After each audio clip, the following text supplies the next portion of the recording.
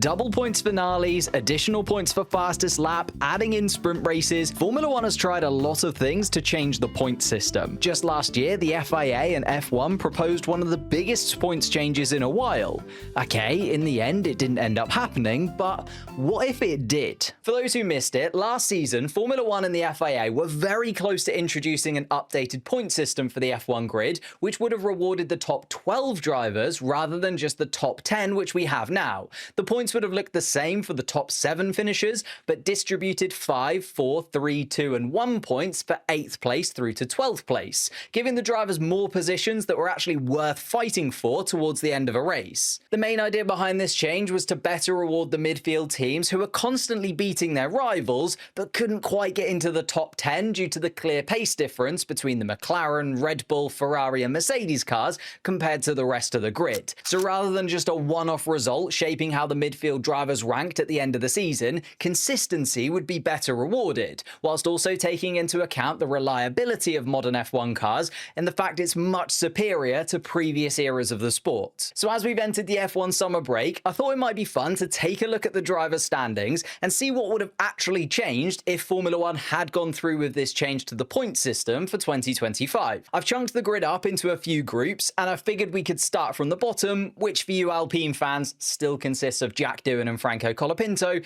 in 21st and 20th place, neither of them getting any points on the board still, with Jack's highest finish being a 13th place in China and Franco's highest finish being a couple of 13th places in Monaco and Canada. Above that though, the rookie battle between Behrman and Bortoleto gets very interesting. Ollie has made finishing in 11th place quite the habit recently, having finished there in 4 out of the last 5 races, but with this new point system, his run of pointless Grand Prix since round 4 in Bahrain becomes an impressive run of point-scoring finishes, and that consistency is rewarded as he goes from having just 8 points to having 22, which means he would be ahead of Yuki Tsunoda in the standings rather than behind him. However, on the other side of that equation, Gabriel Bortoleto's recent form wouldn't make up for his tough start to the season and would see him increase his points total to 18, whilst also dropping below Yuki Tsunoda, as the Japanese driver has finished in 12th place 3 times this year, although I'm not sure those extra 9 points make Yuki Tsunoda's season look any better. The next 3 places, from 14th down to 16th, also change hands. Despite Gasly's heroics inside of his Alpine car this season and being rewarded with an additional 5 points, he would actually fall 2 positions down to 16th, whilst Carlos Sainz and Liam Lawson would be neck and neck on 27 points, with Carlos gaining 9 points inside of his Williams car and Liam gaining an additional 7. Interestingly though, that means Liam would have scored a point for the Red Bull team in China, where he finished in 12th place. If he had scored 1 point, would it have been enough for him to get a few more races in the top team? I'll let you decide in the comments. Then we enter a really tasty battle right in the middle of the pack, from 10th place down to 13th, which currently has Ocon leading on 27, Alonso on 26, Stroll on 26, and Hadjar on 22. And realistically, the entire reason Formula 1 was looking at adapting the point scoring system was for these drivers who are battling for the best of the rest spot outside of those big 4 teams. Lance Stroll has been the least consistent of those 4 drivers because despite a few incredible finishes like a 6th in Australia and a 7th in Silverstone in Hungary, the rest of his season hasn't been particularly spectacular, which means he does fall down to 13th place, gaining just 2 additional points on what he has so far this season anyway. Although you could argue Esteban Ocon is the biggest loser in this pack, falling down 2 positions, mainly because he's only finished in 12th once this season in Miami, which would only get him 1 additional point scoring finish on what he already has. When you compare that to Isaac Hadjar and Fernando Alonso's finishing positions throughout 2025, they have been handsomely rewarded by the additional points given for 11th and 12th place. Hadjar has finished in 11th 3 times in China, Miami, and Hungary, as well as a 12th place finish in Austria. So he would go from having just 22 points this season to 34 points, moving him from 13th in the standings all the way to 11th. Alongside that, Fernando Alonso's barren start to the year would have actually seen him score points in 3 of the first 7 races, as he came 11th in Japan, Saudi Arabia, and Imola. So looking at 10th down to 19th, the midfield pack is still incredibly competitive. In the current standings, Ocon is 10th and Behrman is 19th, and they're separated by 19 points. With the new point system, Alonso jumps up to 10th and Bortoleto falls to 19th, but they're still only separated by 18 points. And looking at the season so far, I think this new point system would have rewarded the midfield drivers who I think have been driving better than the standings would suggest, like Behrman moving up a couple of places, Hadjar moving up a couple of places.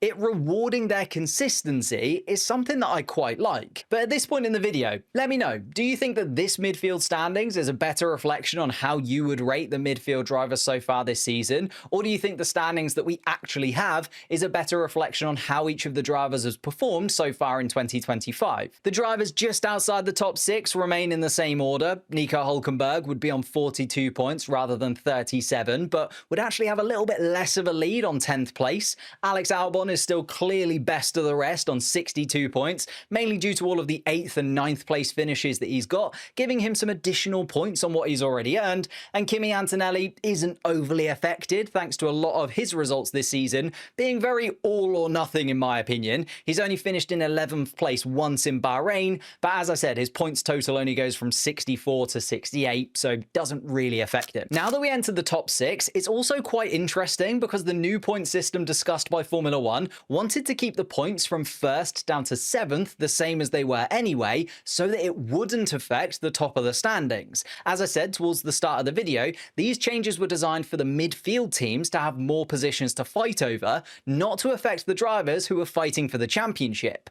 But would it? Well, it certainly hasn't dramatically changed the season for the two Ferraris, as Lewis Hamilton would still be in 6th place, although he would now have 113 points rather than 109, as he has 3 finishes outside of the top 7 so far this season, but Charles Leclerc would only gain 1 additional point, taking him from 151 to 152, thanks to an 8th place finish at the season opener in Australia. All of his other points have come from top 7 finishes, and obviously his 14th place in Silverstone and disqualification in China aren't affected. Mr. Consistency himself, George Russell, actually gains the same amount of points as Lewis Hamilton. He'd gain 4 additional points with that 10th place finish in Silverstone and that controversial 11th place finish in Monaco being the only races affected. And to balance that out, Max Verstappen would also gain 4 additional points, with his 10th place finish in Spain and 9th place finish in Hungary being the 2 races that would be affected by this new point scoring system. So 3 out of those 4 drivers gained 4 points. And finally, and maybe most importantly, the championship battle between Lando Norris and Oscar Piastri, which at the moment sees the 2 McLaren drivers separated by just 9 points,